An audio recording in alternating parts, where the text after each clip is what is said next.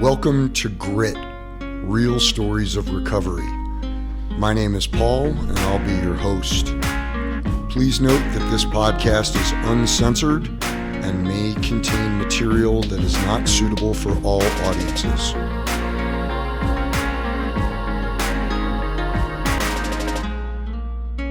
I am here with three ladies who each have a family member with a connection to addiction. So I'd like to start by asking you to introduce yourselves and tell us what the familial relationship is with that person. Susan, I'll start with you. My name is Susan Sadler, and my son is an addict. I'm Melanie, and my husband is an alcoholic. I'm Samara, and my mom's an alcoholic. Well, great. I want to thank you all for being here today. Family relationships are one of the things that we as people suffering the disease of addiction tend to take for granted and ruin while in the throes of those addictions. So, Susan, tell me about the first time you remember thinking to yourself, Carter might have a problem. And what were some of the signs? Honestly, I don't really remember the first time. I think I was aware of untruths and a little distance, a little bit more short-wicked in conversation, commitments, and I think I was going through a little bit of a tough time and trying to figure out what to do next in life, and so he sort of was as well, trying to figure out where he fit, and kept finding that he didn't really feel like he did. And so it started, I think, with pot. And so I think the more he turned to that, it just became more often, I would say, that would be his choice more often. So what I hear you saying is you saw some behavioral changes in him. Yeah, you said that much better than I did, Paul, Right. and much shorter, so good job. Mm-hmm.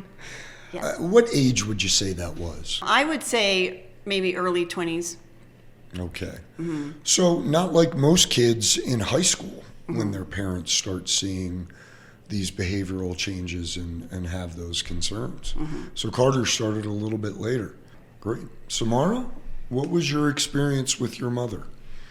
So I'm half Australian, half Cook Island, and both of those cultures are big drinkers.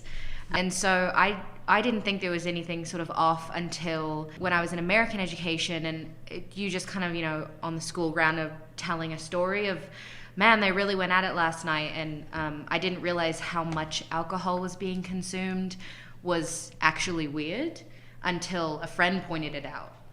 And that's when I was like, oh, okay, I'm aware of maybe how many drinks other parents have versus mine. And then started to kind of see a little bit of an unraveling, but to be quite honest, both of my parents are really high functioning. So it took years before it actually affected her work or her missing out on my events or not showing up or saying she would and then having to try to track her down, or anything that dramatic happened took a few years to actually accumulate to the point where I was like, this is an issue that I can't help with, and she can't actually help. She needs professional help. Okay, thank you.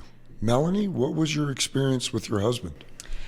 So the first time I remember thinking, oh boy, was about a week before the wedding. So, being in the community that we were in theater, again, it was pretty normal. That was that level of unwinding or partying, after shows and things was, alcoholics blend in very well with theater people. And I think that, so I remember he was basically, living at my apartment at that point, and he came home, obviously should not have been driving. And he's a big guy, so watching him sort of waddle, sway a bit inside was disturbing. And I think beyond that, I think I confronted him about it. And again, because he's such a big guy, he didn't really threaten me. He didn't say anything. All he did was stand up. But I knew that he wasn't, obviously, acting in a way that I was accustomed to him. He was not, his attitude, his, face toward me, none of that was anything that I recognized. And of course, me, idiot that I am, took another step forward toward him, and it was fine. Nothing. He never ever hit me or hurt me or anything. But I remember thinking it was possible in that moment, and it gave me pause. It gave me pause. I was speaking to a friend, I think, when he got home on the phone, and I remember thinking, God, we're a week out. I'm just realizing that this is a problem. And I didn't know what to do about it. And I'm not sure, I don't know that I remember what I did do about it at that time. Obviously, we got married, which at this point I'm grateful that we did. But it was close. Samara, how did your mother's drinking affect her? Right? As the drinking progressed and it became more evident to you, what were some of the changes you saw in her, the consequences she and your family began to experience? How was her addiction affecting her directly? It took everything that was special away from her. Special, uniquely, and whatever was unique about her, it took that. We came to this country together, just her and I, and we had a very dramatic start here in America, and she rebuilt our lives. I was a kid, so I had no help. I was no help to her, and she was strong and independent and funny and, the center of attention, but she wasn't asking to be, she just was. And then through the years, she became very dependent on those around her, whether it be mostly male relationships. If she got into a relationship, she was suddenly very dependent on that person. She was quiet. Unless she was drinking, she became much more reserved. And it was really confusing as a kid to see such a dramatic shift from her and think, is that what happens when you age? Do you become less? Is that what that looks like? Or is this the drinking? Is it her partner? I was always very quick to blame whoever she was dating, of like, he is this way, so she is acting this way. They need to break up. He's the bad guy. It took, again, years for me to go, oh my gosh, there's an addiction here. That, of course, will lead to a bad relationship, of course, but anything that I looked at her and was like, wow, I hope I can have a little bit of that when I'm older, it took that away. And took a long time to even get a little bit of it back. Did you see large emotional swings? Did she have consequences like losing jobs? Oh yeah, that's when she put up the wall as the first time she was fired. So she was always so high functioning that if any time I would be, hey, can we maybe hang out and let's not have any drinks, let's just have you and me and we'll go get dessert. Then it started to be like an argument of, you can't tell me what to do, you can't control me, I'm the adult in the situation, how dare you, you're my child, that kind of thing. And then when she lost her first job, it was that 10 times harder because she was trying so hard to ignore the actual problem and find anything else to blame it on. So she lost multiple jobs. I also have a younger sister, and I became basically a mother very, very young. And there was a lot of late nights. There were times that I'd get phone calls from an Uber driver that she left her phone in the car. And I was like, it's 2 a.m, I've got a baby with me. And I'm thinking, great, where'd you drop her off? And the Uber driver's like giving me cross streets. And I'm like, I don't even have my license yet. I can't go to get her if I wanted to. Which put a huge strain on our relationship. She lost multiple personal relationships. But the whole time fighting as if something else is the matter, it's someone else's fault, and they're out to get me. It took a long time for her to go, oh, I might be at the center of this. Yeah, it takes us a very long time. Yeah. Melanie, what was that experience like for you with, I guess at that time, your fiance and then your husband? How was his drinking affecting him? So at that time, he was similar. Very, very high functioning. Never. I think he called in a number of times because he was hungover, which he tells me now. He says, "Oh yeah, because I was hungover."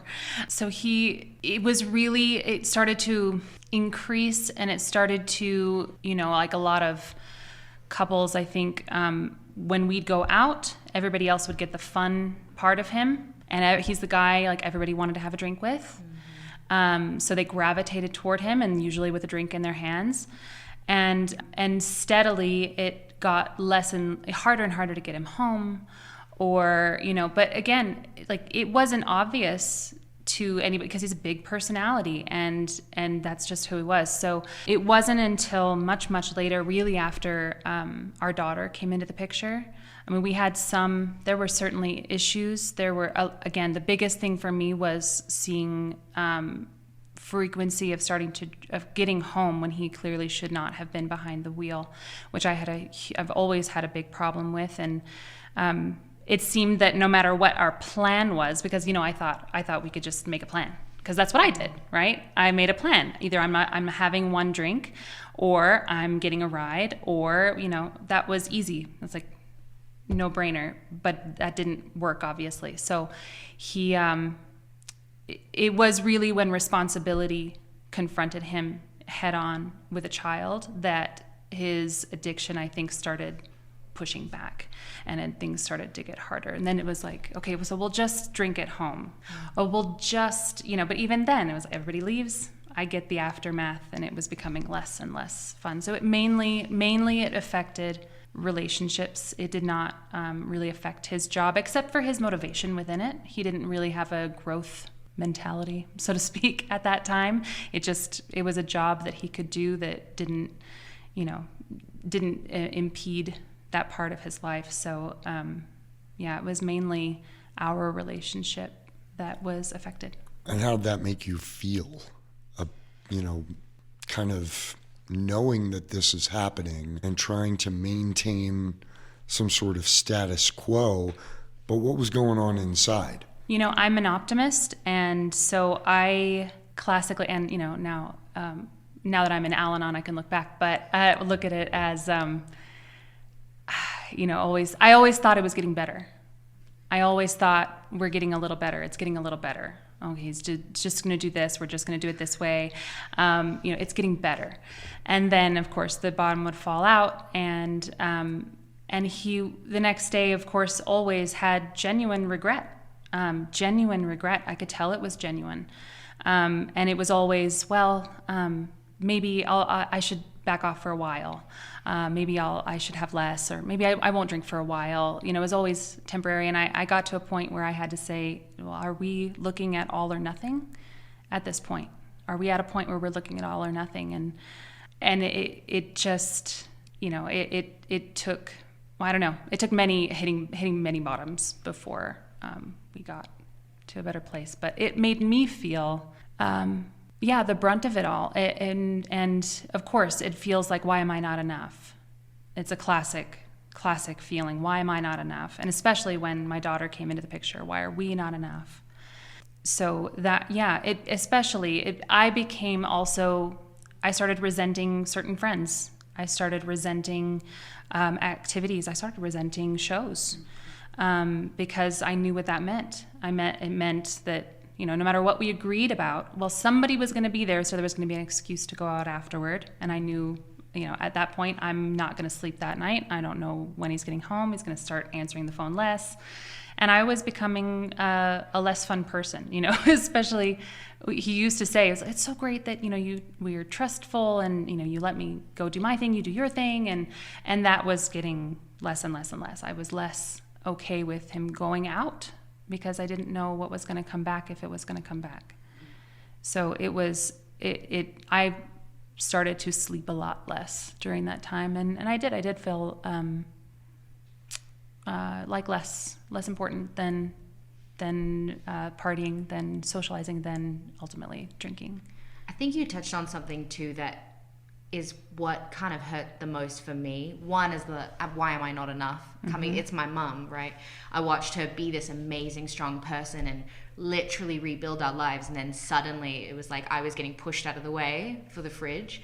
But also when you see progress and then think, oh my God, it's happening.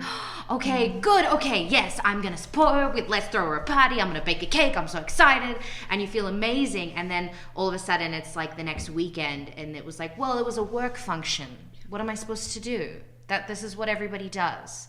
And then you get all the excuses and you're like, it's almost like looking at a little kid but they have the mind of an adult. So you see, hello, they know they're lying to you. They're looking you in your eye and they know they're fibbing, you know they're fibbing, but they are so committed to that regression that you're like, I don't even know what to do. You just feel like immense pain. That was like one of the worst bits for me, was to feel like, oh my gosh, progress, and then be like, oh, just kidding. There's no progress happening, and now it's worse. Here? Yeah. How are we here again? Yeah.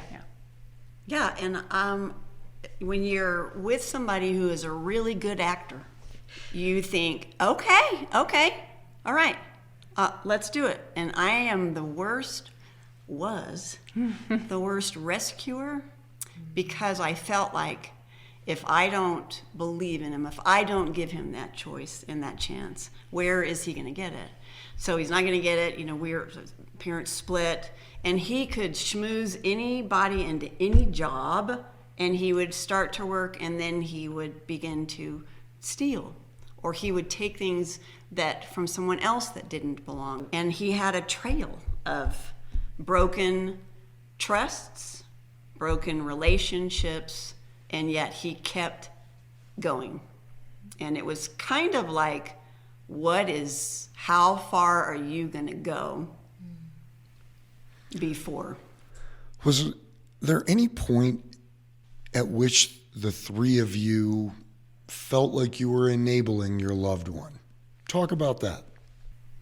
I know we talk about it now, and I have a little bit of, or had, I've worked through it, but I had some guilt about the fact that when I had the conversation with him of, does it need to be all or nothing? In the back of my head, I was like, I hope it's not nothing, because I can drink responsibly. I enjoy my wine. I enjoy this. I worked to be responsible growing up into this. And, so there was a part of me that thinks like, of course I know that now, that if I had been like, that's it, I'm done, I quit, it wouldn't have changed anything. But I had that, I carried that guilt for a while, because I knew I didn't want it to be that we couldn't go to the bar and sit together and have a sexy drink together. I still miss that. I mourn that. But obviously it was a very good trade. I would say I am definitely an enabler. I hated his pain and felt very responsible for that. We divorced, and I think as a young boy and growing up, I think he missed that, and this was part of that wound, those wounds and the pain that I just was really, really hard for me to let him be on his own. So I thought, okay, one more time. This is going to be it. One more time. And when you say that, what do you mean? What were the things you were doing? Finding a place for him to stay, forgiving him from stealing from us, from his family, and believing in him and getting him another job offer to where he would stay before he began to do the same thing there. I really don't know.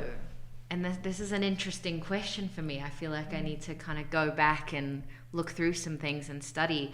I don't know that I, as her child, was ever her enabler, because I was so angry. Would you say taking care of your sister?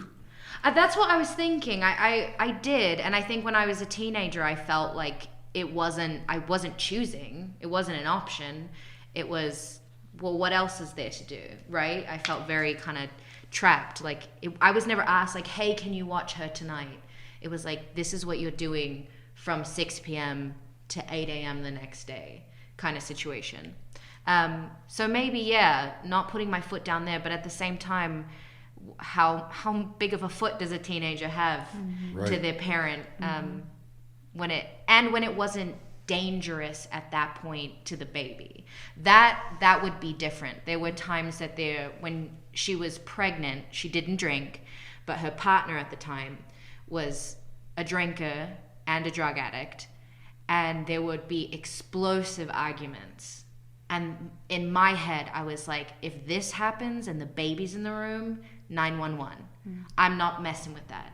And when there were explosive arguments, I would pick up my sister and walk out, go to a neighbor's house, call a friend, get picked up, kind of thing.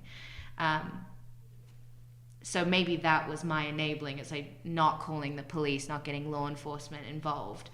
But knowing, I think that came from the fact that I'm an immigrant kid. We had dramatic moments when I was a child of possibly getting taken away, and I knew what that meant. So it was like, I'm all of 16 trying to balance, do I make this extremely adult decision to include the government and family, or do I just try to separate and dissolve the problem right now and see what happens in the future? I guess you're always kind of hoping, like, I hope that was dramatic enough. I hope that was a big enough deal for everyone to go, hey, let's do the exact opposite of what's happening right now. So yeah, maybe that was me enabling them as a kid. So how long did this go on in your lives? How long was it from the time you recognized, hey, this is different, this is not normal, this is a problem, till something changed? Are all of your loved ones in recovery? Have they stopped using? My mom just really started being in recovery this year. My husband is almost 3 years sober. 5 years tomorrow. Yeah, tomorrow. And so how long was it from when you first recognized? How many years did you go through this process and have these feelings and these fears before things changed? It was 6 years for us. 15. I'd say, what did you say? 15. Oh, for the love. Yeah. I'd say 10 probably for me, and then the last intense was probably 4. 4 was, life or not, kind of. It's amazing the resilience we have as family members with our loved ones around something like this, particularly when we don't understand the disease and what can be done about it. What would each of you say sort of that rock bottom moment was when something changed in your loved one and you saw them move into recovery? For us, it's very specific. And it's one of those that we still look back and I can ask him now, and I did then, said, what was different this time than the last time that we were basically in a very similar situation? But it was a day after my birthday, and my husband said, oh, go with this friend, go out, have fun, for your birthday. And so I went to dinner with this friend, had a great time. I'll take care of our daughter, and who was almost 2 at the time. She was 1.5. And when I got home, he was already in bed, which was very early, which was odd, had the CPAP on and everything. And I went up to check on him and see how he was doing and tried to talk to him, and I couldn't wake him up, and which is the first time that ever happened. By the time I got him to even respond to me, it was clear that he'd been drinking, and he'd been alone with her. And at that point, because I couldn't wake him, I went to his phone to try to figure out what had happened and what, and discovered a number of things that were not appropriate. And also, there was a selfie sent to like the fantasy football league folks of having, whatever drinks of the bottle. There was this bottle of whiskey which, I could see what time he started drinking, how much was in the bottle at that time.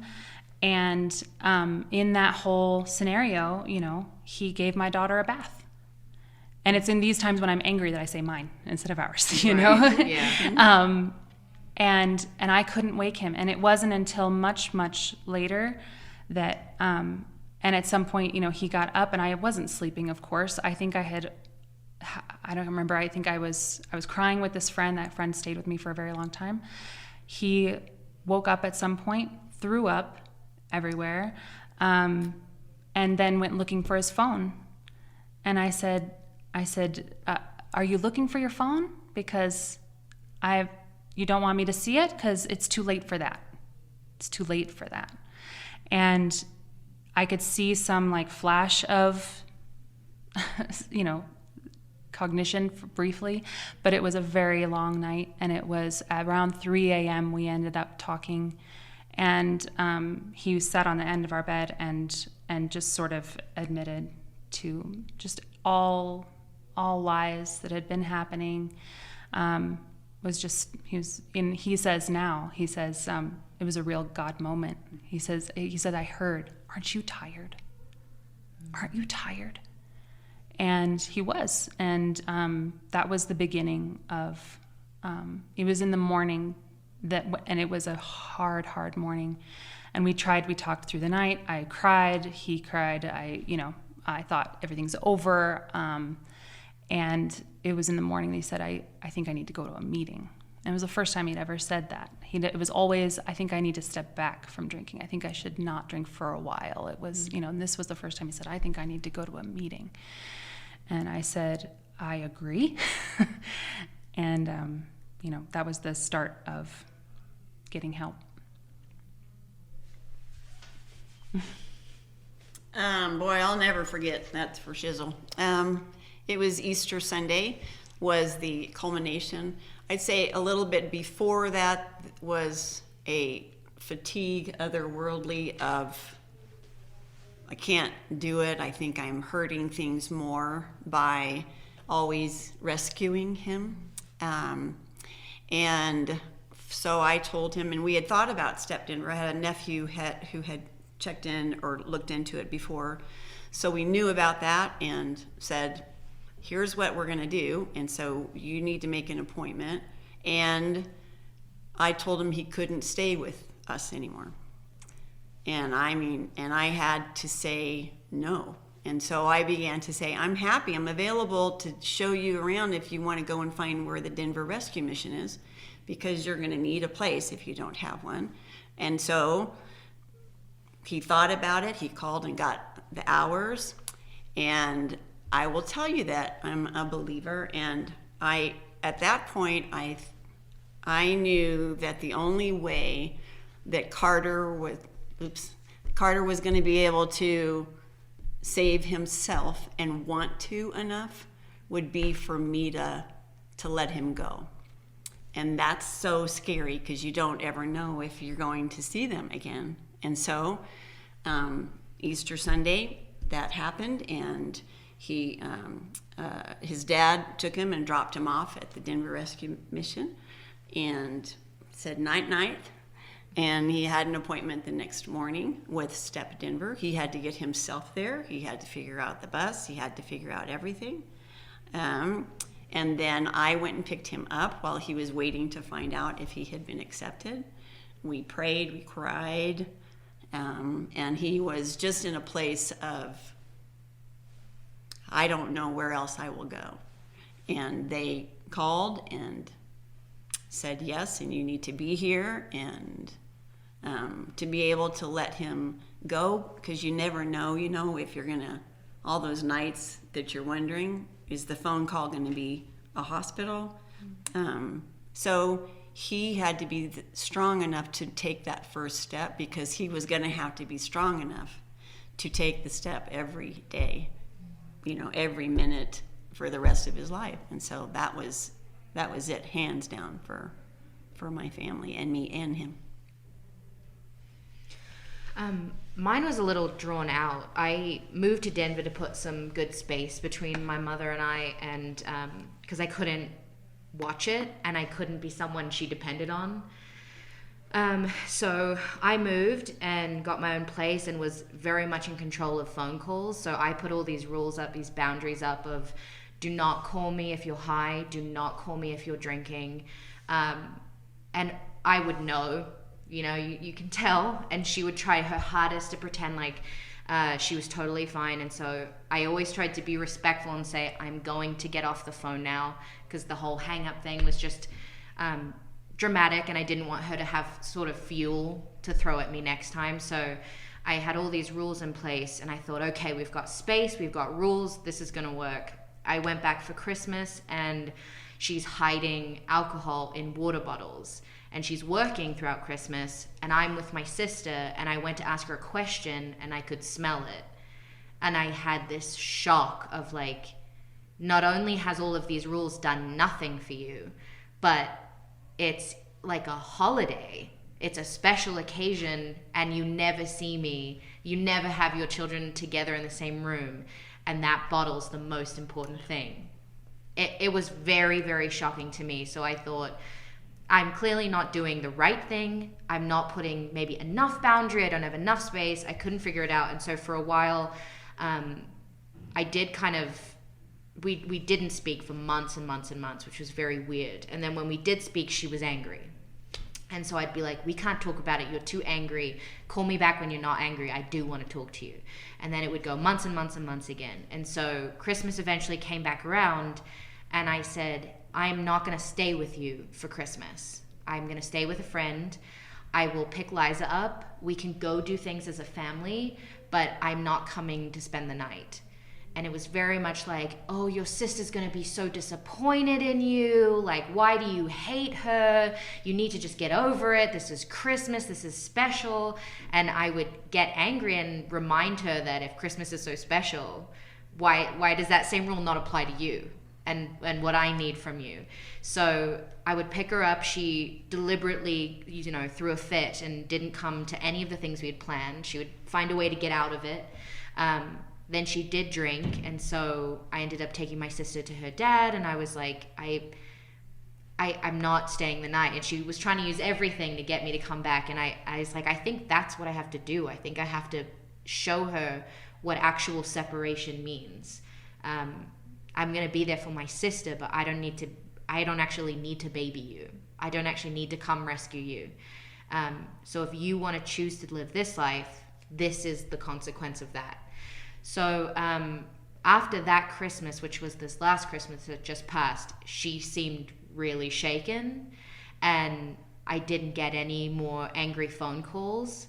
I got maybe one phone call every month that was just like, I'm just thinking about you. What's going on in your world? And I was like, oh, that's weird. We're not going to talk about you? Okay. And so I was like, oh, this is happening, and kind of just waiting for it, the pin to drop, and for her to kind of go off and get angry, and she didn't. And our conversations kind of started like we were relearning each other. And she was like, I was talking about friends, and she goes, I haven't heard of this friend. And I was like, yeah, I've met a lot of friends in the last year that you don't know about. And she goes, oh, what do they do? And it felt like I was getting a little bit more of like my curious mum back, if she wanted to know about my life. But again, still very reserved of like, I don't trust this. Mm-hmm. And then that's when she came out and was like, I've actually been going to meetings. And I was like, good for you. That's awesome. And she's like, they're kind of depressing. And I was like, yeah, they can be. And again, I've heard her say like she's gone to meetings before. I went to a meeting with her, and I was horrified because I was just watching her pretend. I was so angry. Like, they all got up at the end and held hands and said a prayer, and she's being, this Buddha reincarnate trying to get me to join in with her. And I looked at her and I said, no, I just can't lie. And she was very mad at me in that moment because I wasn't pretending, and I was like, no, I didn't call her out on it, but I also was like, not going to participate. This sounded different, but what made it feel extremely different for me is that she wasn't trying to use me as a way to get better, and she wasn't trying to prove to me that she was getting better. She mentioned meetings a couple times, but it was never like, I did this step, I took this action today, I've done that. It was more like, what's going on in your world? What are you struggling with? And that's when I was like, there might be something sticking. And like I said, this is still relatively new. So I think there's still a big piece of me that's kind of like guarded and just waiting. Because the last time I thought we were pretty good, she visited me and it was horrible. And it was like I couldn't even recognize her. It was so bad. So there's still a big chunk of me that's guarded. How many months has it been? Well, I guess we're on the third month, so 3. So since Christmas. Yeah. Okay. Yeah. Okay. Really, really soon. And Melanie and Susan, when your loved ones got into recovery, and they both have pretty significant time now, what was that early period like? Did you trust them? Were you checking up on them? Were they trying to impress you? What was that relationship like as you tried to rebuild it? Well, for us, I made it pretty clear at the time. I mean, I honestly can't remember how far into his recovery it was because I know he was often consistently worried I was still going to leave. And I could feel that. And I was trying very hard not to hold that over his head or threaten him with that. And at some point, I remember telling him, I'm not going to leave for anything that's happened in the past, as long as you've been honest with me about what has happened. I'm not leaving for that. Anything new, I was like, this is the agreement going forward. But I do remember struggling or being honest with him that I think I remember saying, I have to get to know you again. I don't know. And he said, me too. He said, I have to get to know myself too. I said, I don't know at this point, what was alcohol and what was character. And so we're still figuring that out. So I was grateful for the fact that he was because he was in the rooms before I was. So I didn't get into Al-Anon, I think, until a few months into his sobriety. And he was very open with me. We'd come home and he would have sort of a post-mortem about his experience in his meeting, and he'd often read something from the big book to me. We'd talk, and he let me ask anything I needed to, check in. I did check in, and I remember saying same thing, like I'm because I used to say it when he was drinking. I was like, I'm not your mother. Mm-hmm. I'm not your mother. I'm your wife. I'm your partner. I'm not your mother. But of course, it felt like it sometimes, following up about things. So I would tell him, I was like, be patient with me because I don't know what's going on in your head. And he was very open in sharing a lot of that. And the change was palpable. It was not subtle, as one of my friends put it. The difference is not subtle. So I definitely checked it, but we had a lot I think we were having those hard conversations daily for a long time. And how long did it take until you fully trusted him again? Well, this last weekend, there's still inklings, there's still times, and again, I try to be honest about it. Like, I'm having this feeling. I know it's not entirely logical, but, and he tries to be really good about just keeping me updated. Like, hey, this is where I am. This is what I'm doing. And I try to tell him, hey, I'm having an irrational feeling at the moment. Like, I'm having some just memory feelings. Like, often we had a really bad night when I was down at my parents' and he stayed home. And so pretty much any time I go down to my parents now, I have a little bit of that feeling come back. Now I can, as opposed to feeling it deeply like I did early on, I can now look at it, acknowledge it for what it is, probably say something to him, and just say, hey, it's like that's, but I know what it is, and I'm okay, and you okay, kind of thing. So yeah, there's still times when I just need some reassurance, and that's usually how I put it at that point. Like, I'm not feeling suspicious, I'm not feeling judgmental, I'm not feeling this, but I just need some reassurance that I know where you're at mentally, that you're good, we're good, you know. Susan, what about you?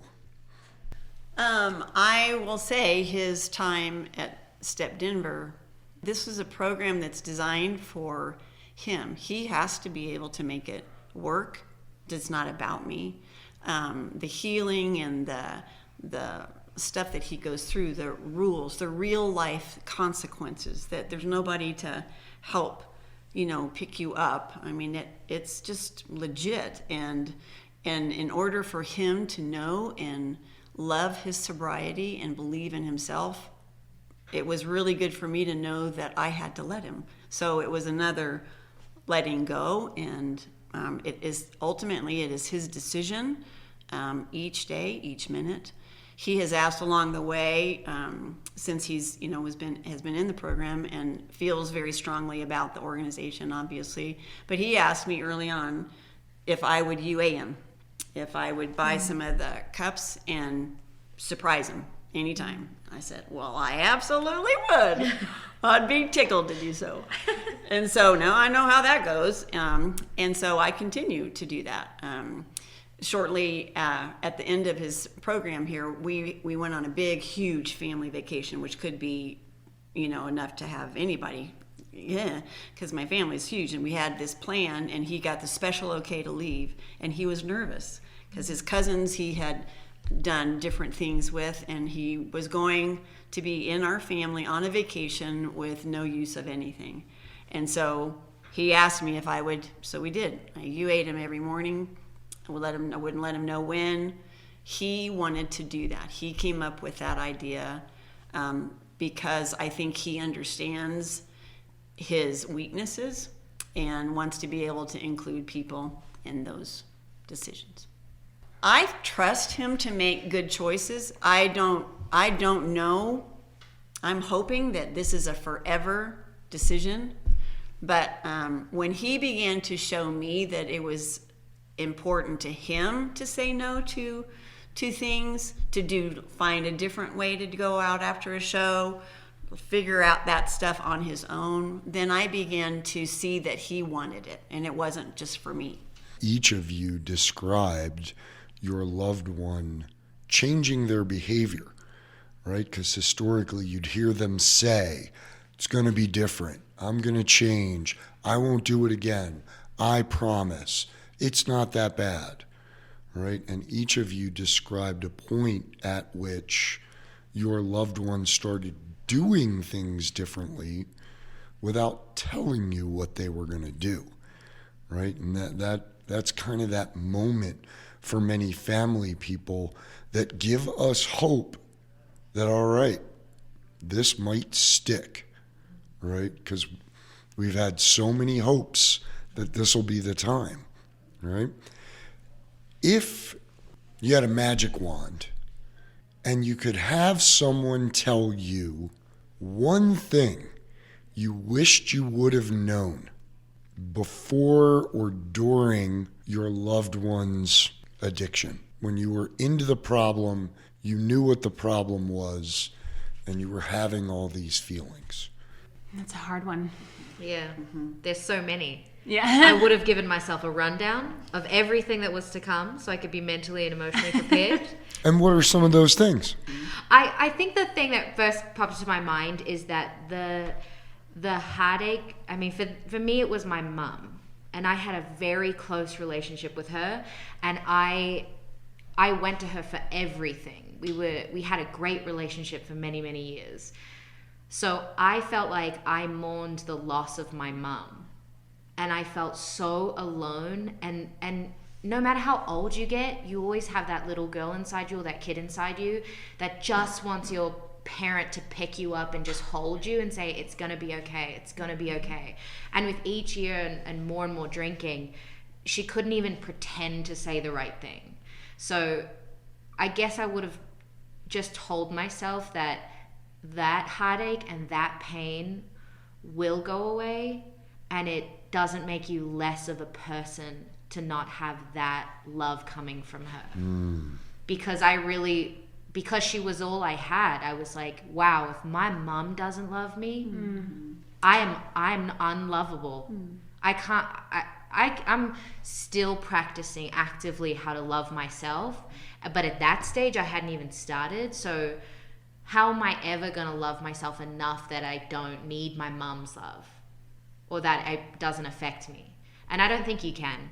I don't. That always kind of stings to remember those moments of like, last time she came to Denver, she was coming to help me move, and I was driving from Idaho to Denver in 2 days, and then I had to unpack, and then the next day was my first day at work. So very, very busy and hectic and exhausting. And I was like, I had broken up with a really good friend of mine, and I was feeling very emotional about it. So I asked her to fly to Denver to help me move. And again, I was putting up my boundaries, made them very clear, and I was like, you cannot drink. I need you there to be my rock. Like, I'm already so exhausted that I need someone to just be there to help me keep going. And she's like, I got you. I'll start your laundry. I'll cook the dinners. Like, I'm there. I totally have you. Don't worry about it. And then the first night she's in Denver, I was with a friend, so she had to stay in a hotel. We went to a pub, got some fish and chips, and then I wasn't aware, but she was out until about 4 a.m. with random people drinking, smoking, actually got conned by what she found out later was a local con man. All of her money was taken, which was the money she was going to use to help me get some stuff for my apartment. And then I had to sleep on the floor because sorry, Mom, but you were snoring really loud. I couldn't sleep. So I slept on the floor in the living room. She didn't cook anything. She didn't help with any laundry. She didn't do anything she said she was going to do. And then when I came home with groceries to cook dinner, I was the problem. I was the reason she drank. I was the reason she did it. I judged her. I don't love her. That was like a big moment of, am I insane? Am I crazy? Am I actually the bad guy? Am I really this unlovable? And is the alcohol and the drinking the most important thing? So that was like one of the most painful experiences for me to have.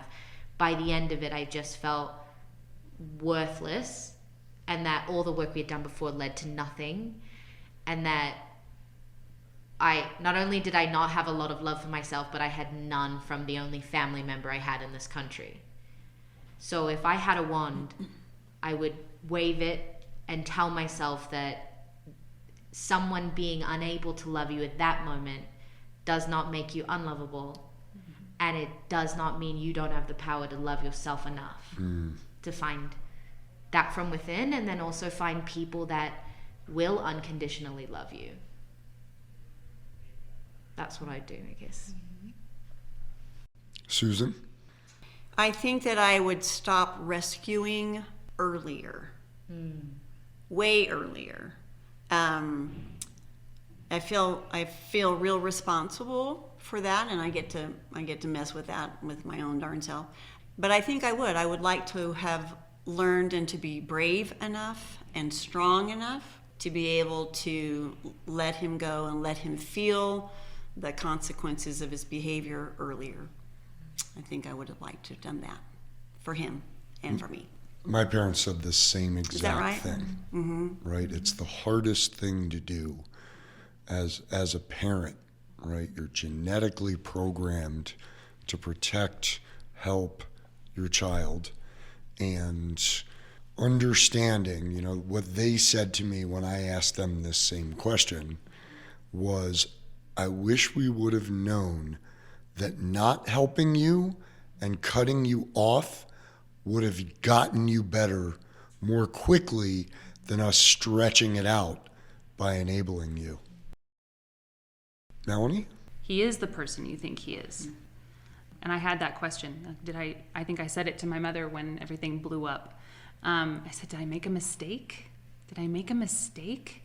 And, and the other thing is to say, hey, on the other side of this, your marriage is going to be even stronger and sweeter than it is now, or that you ever hoped it would be, which is an insane thing to think. I know now, having been in the Al-Anon rooms and listened to different podcasts and things, how rare we are.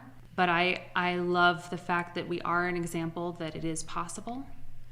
It's not right for everybody, but it was for us. And yeah, that would be it. That you're going to be stronger on the other side of this, both of you. Closer to God, for sure. Thank you all for sharing. And as we draw this to a close, now you're going to wave your magic wand again. And what would you tell someone right now, a family member or loved one that is going through this right now, that might be listening to this? Pick up the big book and learn about it. It helped me so much because, of course, as like most people, what I knew of alcoholism was what you saw on TV. And what I knew of AA was what you see on TV. And it helped me so much to understand it more and to forgive more easily.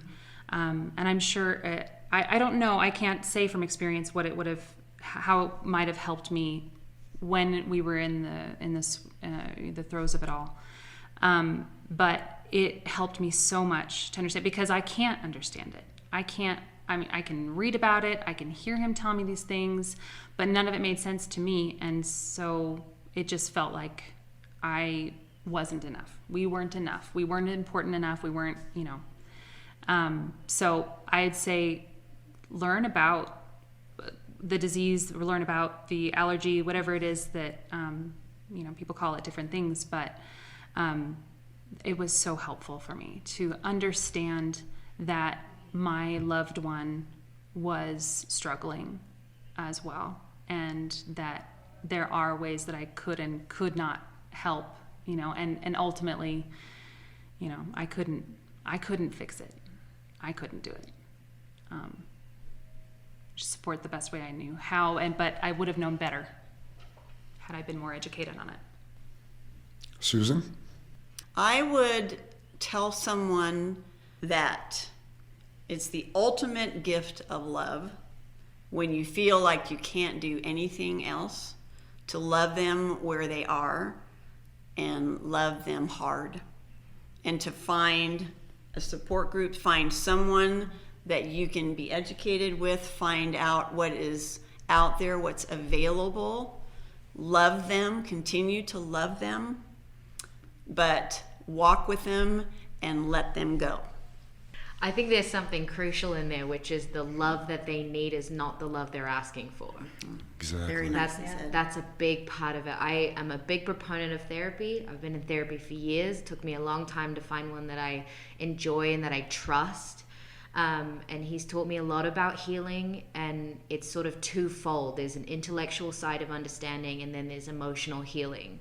And you kind of need to find a way to soothe both of those. I started with the intellectual because it's easier and I didn't want to cry so much. So I delved into what alcohol does to the brain, what addiction does to the brain, the fact that it gets to a point where it's not even up to them. They need professionals to intervene, and me as a teenager thinking that I could do anything about it was a sign of love and ignorance. So healing that intellectual side meant that when I would see things or have confrontations, I could intellectually go, okay, this isn't her. This is happening in her brain right now. This is why she's angry. This is what she's pulling from. But then it doesn't make you feel better to intellectually understand. So the emotional side was the other thing of like more understanding what it does to me and what I need to do to protect my heart so that I can love her the way she needs to be loved. I mean, like you said, getting into a place where in a support group of people who've been through it. And I always say just being in the rooms for me, I go to Al-Anon, and being in those rooms, and sometimes the most healing thing is just the other nodding heads around the room. Like they don't have to say anything. Just to know, because you can say a number of these things that you've done or you put up with or whatever.